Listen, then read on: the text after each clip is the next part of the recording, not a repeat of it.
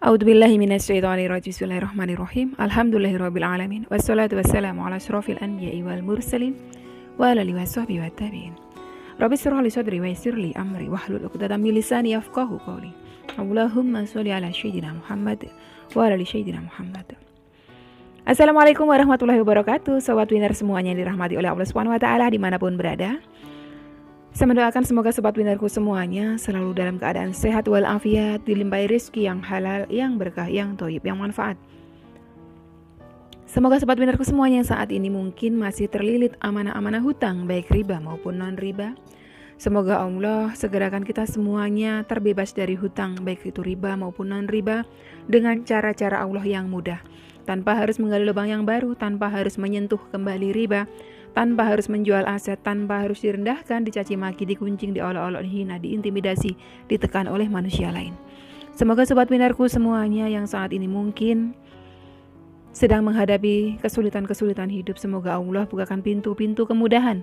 Dan untuk sobat winnerku semuanya yang saat ini mungkin sedang bersedih hati, semoga Allah angkat kesedihannya, Allah gantikan dengan kebahagiaan.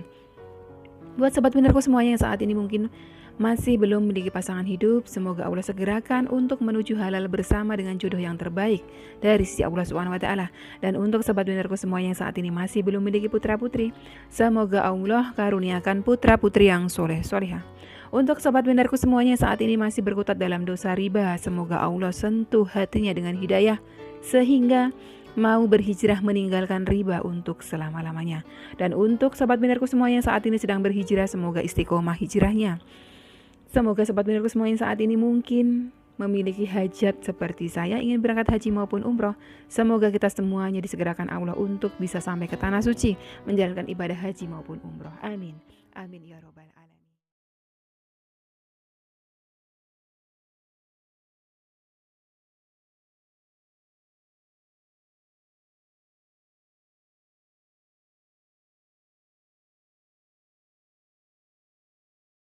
Masya Allah, tabarakallah, alhamdulillah, puji syukur kehadirat Allah Subhanahu wa taala yang senantiasa mencurahkan rahmatnya, mencurahkan terus kasih sayangnya, mencurahkan terus ridhonya untuk kita semuanya. Teruslah bersyukur dan berbaik sangka kepada Rabb kita, sobat winnerku, karena keduanya akan menghadirkan ridhonya Allah. Pada kesempatan kali ini, kita masuk di sesi curhat bareng Umi. Curhatan kali ini cukup unik karena selain curhatan, selain keluh kesah, ada satu buah testimoni dari sahabat kita, orang yang sama.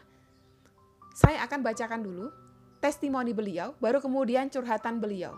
Kenapa? Supaya membuka hati panjenengan, supaya membuka mata batin panjenengan bahwa Allah itu memang maha baik. Jadi selayaknya kita terus berprasangka baik kepadanya. Jadi sahabat kita ini sebelumnya itu beliau menuliskan curhatan keluh kesah, sempat protes kepada Robnya, mempertanyakan, katanya Allah itu maha baik, tapi kenapa hidup saya sengsara gitu kan. Tidak lama kemudian, selang beberapa hari kemudian, beliau ketikkan lagi testimoni. Di kolom komentar beliau ketikkan testimoni, beliau mendapatkan rezeki tiba-tiba sejumlah nominal uang. Yang artinya apa? Yang artinya Allah tunjukkan di situ kebesarannya. Karena beliau pertanyakan, katanya Allah maha kaya, katanya Allah maha pemurah, mana buktinya? Nah, Allah tunjukkan di situ. Kita akan baca dulu testimoni beliau dari Mbak Dina Ratnasari. Assalamualaikum Umi. Waalaikumsalam warahmatullahi wabarakatuh. Pengen cerita. Terkadang saya juga berpikir begitu, kok nggak kabul-kabul ya? Terlalu banyak dosa saya sampai doa belum kabul. Saya hanya banyakin sholawat. Kemarin Sabtu abis maghrib gak megang duit sepeser pun. Posisi anak 2 belum makan. Masih umur 3 tahun dan 1,5 tahun. Cerita ke suami, gimana ya kita minggu Senin ada tagihan total 4 juta. Duit gak ada. Suami yang masih di atas sejadah bingung sambil main HP. Tiba-tiba cek WhatsApp, ada adiknya kirim duit 1 juta rupiah. Allahu Akbar. Rezeki gak diduga-duga. Padahal 2 minggu sebelumnya minjam ke adik itu gak dapat. Tiba-tiba kirim 1 juta. Allah maha baik. Allah yang bolak-balikkan hati manusia. Kita garis bawahi di sini. Ada pernyataan beliau mengakui bahwa Robnya maha baik. Allah maha baik. Alhamdulillah, setidaknya ada tambahan bayar hutang. Suami saya makin yakin sholat dan sholawat Umi, walau sampai sekarang kami sekeluarga belum makan karena kehabisan uang untuk bayar hutang aja. Tapi hati ini tenang. Ya, dalam testimoni ini beliau mengakui bahwa Allah Rabb-nya maha baik. Sekarang kita masuk ke curhatan beliau. Curhatan ini beberapa hari sebelum beliau sampaikan testimoni. Dari orang yang sama, Mbak Dina Ratnasari. Assalamualaikum Umi. Waalaikumsalam warahmatullahi wabarakatuh. Mau cerita, saya terjerat riba pinjol dan ada cicilan mobil yang sewaktu saya ambil mobil itu belum tahu apa itu riba. Setelah tahu riba, saya berniat untuk mengembalikan mobil. Bagus. Tapi, nah ini masalahnya. Tapi ibu dan keluarga saya mohon jangan dikembalikan. Demi bahagiakan ibu saya tetap lanjutkan walau macet. Ya kan? Membahagiakan orang tua dengan cara yang salah melalui dosa. Sejak corona usaha saya sepi, saya sudah masuk ke grup UCR juga untuk memantapkan hati biar bisa bebas dari riba segera. Dulu saya pernah cerita ke Umi saya kerjasama dengan orang yang mendanai usaha saya daripada saya meminjam riba untuk modal. Tapi baru 2 bulan orangnya minta kembalikan duitnya dan saya kepaksa ngeriba lagi supaya uangnya kembali. Sampai sekarang saya ada 6 titik pinjol total 9 jutaan yang tagihan silih berganti. Jujur saya capek, saya lelah. Saya udah melakukan amalan wirid harian Umi semuanya. Saya nggak tahu harus bagaimana lagi. Kasihan ibu dan anak saya yang kesusahan gara-gara saya tidak ada uang. Uang habis bayar pinjol terus. Saya capek. Saya sadar Allah masih belum mengabulkan doa-doa saya karena saya masih terjerat riba. Betul sekali. Rasulullah bersabda, seseorang yang masih makan harta haram, masih meminum minuman haram, masih memakai pakaian-pakaian haram, doanya tidak dikabulkan Allah. Saya bingung harus gimana lagi minta ke Allah keluar dari riba, sedangkan saya masih main riba. Bukan untuk foya-foya, bukan untuk senang-senang. Saya riba untuk nambah modal usaha saya. Sebuah usaha yang diawali dengan modal haram tidak akan pernah membawa berkah. Tidak akan pernah berkah. Sekarang saya lagi ajukan pinjaman besar untuk nutupi semua pinjol saya. Biar saya tidak pusing-pusing dan hanya mikirin satu pinjaman yang mana harus saya selesaikan dalam 2 bulan. Daripada saya harus bertahun-tahun dipinjol. Saya tahu ini bukan jalan benar, tapi dengan ini saya biar cepat lunas semua pinjol dan benar-benar berazam gak lagi riba. Kecuali mobil yang saya harus lanjuti. Semoga Allah tidak mengazab saya karena saya tidak tahu harus berguru ke siapa tentang ini semua. Saya lelah. Berguru ke wali kutub sekalipun kalau kita masih nyemplung terus dalam riba, Allah gak berkahi hidup kita. Selama ini saya merasa permainkan Allah tiap hari sholat taubat, tapi saya mengulangi riba lagi. Saya bertekad 1 kali lagi pinjam riba besar untuk habisi semua, dan baru saya sholat taubat lagi. Saya takut umur saya gak panjang, anak-anak saya masih kecil, saya tinggalin hutang. Saya takut di sisa umur saya belum bisa bahagiakan orang tua saya. Sekarang saya berada di titik ya Allah terserah deh mau gimana hidup ini. Saya lelah, saya selalu bertanya dalam sholat saya, ya Allah, Engkau benci hambamu yang riba, tapi kenapa engkau gak kasih rizki yang halal? Cuma untuk bertahan hidup. Sampai-sampai saya harus ngeriba lagi. Bukannya engkau maha kaya, maha pengasih, tapi kenapa engkau gak kasihan dengan saya? Gimana saya mau keluar dari riba kalau engkau masih persulit? Saya cuma pengen hidup tenang tanpa riba dan tidak tergesa-gesa dalam sholat karena ngejar dunia, ngejar jualan biar bisa bayar hutang. Saya gak tahu lagi Umi mau cerita gimana. Saya capek lelah. Semoga Allah kasih petunjuk saya melalui Umi. Waalaikumsalam. Jadi beberapa hari sebelumnya beliau tadi berkeluh kesah, protes kepada Robnya, ya menggerutu kepada Robnya. Tapi karena memang Allah itu maha baik, Allah itu maha pemurah, Allah itu maha penyayang, walaupun sebegitu menggerutunya, hambanya kepadanya tetap dikasih rezeki itu 1 juta. Ya, artinya apa? Kalau beliau seperti itu saja Allah masih sayang, bagaimana Kalau beliau mau berbaik sangka kepada Robnya. Berbaik sangkalah terus kepada Rob kita, sobat winnerku ya. Kalau kita dihadapkan pada keluhan-keluhan ya, setan itu ya, was-was setan itu akan terus menggiring kita, supaya kita itu menggerutu kepada Rob kita, supaya kita itu suuzon terus kepada Rob kita. Tapi, basicnya Allah itu maha baik, Allah tetap kasih yang terbaik. Daripada kita mengikuti nafsu setan ya, was-was setan kita ikuti, kita menggerutu terus. Kenapa kita nggak memilih jalan untuk berbaik sangka? Apa Umi yang bisa dibaik sangkai? Kalau Allah tidak berikan jalan keluar. Bukan Allah nggak berikan jalan keluar. Allah hanya berikan sedikit ujian. Bukan Allah tidak sayang, bukan Allah tidak kasihan. Allah berikan itu semua. Kenapa Allah belum kasih? Kenapa Allah masih mengulur waktunya? Karena Allah mau lihat panjenengan itu serius apa enggak hijrahnya. Allah mau lihat panjenengan itu sabar tidak dalam ketaatan, sabar tidak dalam ujian. Nyatanya belum lama dari beliau menggerutu itu, Allah kasih rizki 1 juta.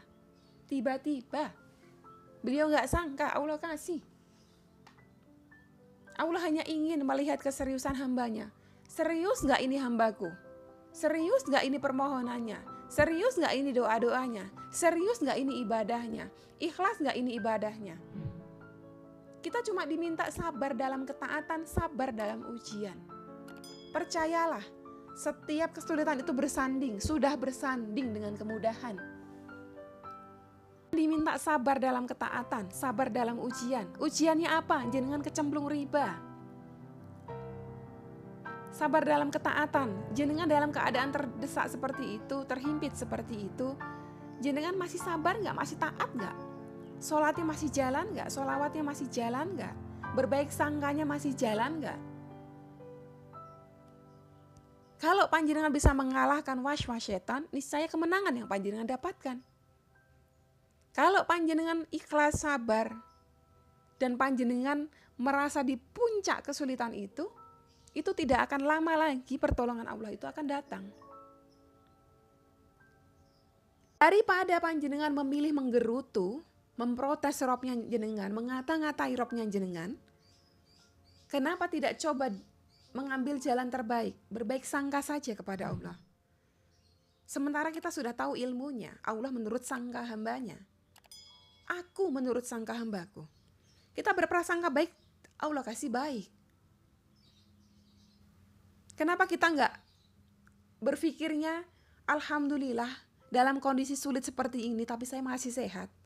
Berapa banyak saudara kita yang diangkut ambulan. Di sini tuh loh, di sini. Saya tinggal di kota Semarang. Hampir berapa menit sekali bunyi ambulan tuing, jalan terus, muter terus. Yang artinya apa? Dalam kondisi seperti ini, pandemi seperti ini, banyak sekali saudara-saudara kita yang beliau-beliau semuanya itu diberikan ujian sakit. Barangkali selain beliau ujian sakit, beliau juga punya ujian ekonomi sulit. Kita dikasih ujian ekonomi saja, kita nggak dikasih ujian sakit. Bersyukur, kita masih sehat. Yang artinya apa? Kita masih bisa berpikir normal. Kita masih bisa melakukan ikhtiar-ikhtiar ke sana kemari. Kita berdoanya juga enak, bermunajatnya enak. Karena apa? Tidak sedang terbaring sakit. Sabarlah saudaraku semuanya. Ini semua itu ujian. Yang namanya ujian itu tidak kekal. Ujian itu sementara. Dan ujian itu tujuannya untuk menaikkan level kita. Kita ujian di kelas 1 untuk naik kelas 2. Kita kelas 2 nanti akan ada ujian lagi untuk naik kelas 3. Kelas 3 pun gak berhenti sampai di situ, tetap dikasih ujian lagi untuk bisa naik kelas 4. Maka level keimanan panjenengan akan naik dari sini, diuji di sini inilah. Jenengan bisa lolos gak dengan ujian riba ini? Jenengan sabar gak? Sabar untuk tidak nyemplung lagi ke dalam riba gak? Coba jenengan ingat-ingat. Jenengan sudah nyemplung dari lubang pertama, nyemplung lagi lubang kedua, nyemplung lubang ketiga sampai ke 9 tadi itu. Apakah selama jenengan cemplang tadi itu, jenengan merasa hidupnya jenengan berkah? Tidak ada keberkahan. Coba jenengan semuanya yang usahanya dimulai dengan modal riba, ada nggak keberkahan di sana? Tidak ada. Kenapa? Karena Allah melaknat pelaku riba. Tapi kenapa Allah tidak bukakan jalannya juga, Umi? Bukan tidak bukakan, tapi belum. Nanti ketika tiba masanya, Allah pasti akan bukakan jalannya. Makanya itu kejar terus ridhonya Allah. Caranya apa? Banyak cara. Buka ridhonya Allah dengan sedekah subuh. Buka ridhonya Allah dengan sholawat. Buka ridhonya Allah dengan sholat tepat waktu. Buka ridhonya Allah dengan berbakti kepada orang tua. Buka ridhonya Allah dengan menghilangkan hasad dari dalam hati. Banyak banget. Percayalah, kalau Allah sudah ridho, janjinya Allah pasti ditepati. Setelah kesulitan ada kemudahan. Saya percaya Mbak Dina ini suatu saat nanti akan lunas semua utang ribanya. Panjenengan akan hidup bahagia bersama dengan anak jenengan, dengan suami jenengan, dengan orang tua jenengan. Cita-cita mulia jenengan membahagiakan kedua orang tua, membahagiakan anak-anak akan terwujud. Tapi jenengan jagalah ketaatan, jagalah kesabaran. Jangan pernah kendor. Kalau was-was setan terus menghembuskan, ambil lagi riba. Harus ditangkal. Tangkal dengan istighfar. Sholat taubatnya lakukan terus. Karena panjenengan masih nyemplung terus. Minta ridhonya Allah, minta ampunan kepada Allah. Jangan lagi menggerutu kepada Allah. Jangan lagi mengumpat-ngumpat kepada Allah. Allah itu maha baik. Allah itu maha baik. Kita harus terus berprasangka baik kepadanya. Karena kalau kita berprasangka baik kepadanya, kebaikan-kebaikan pula yang akan kita dapatkan dari sisinya. Semangat. Kalau panjenengan lemah, baca terus surah Al-Insyirah.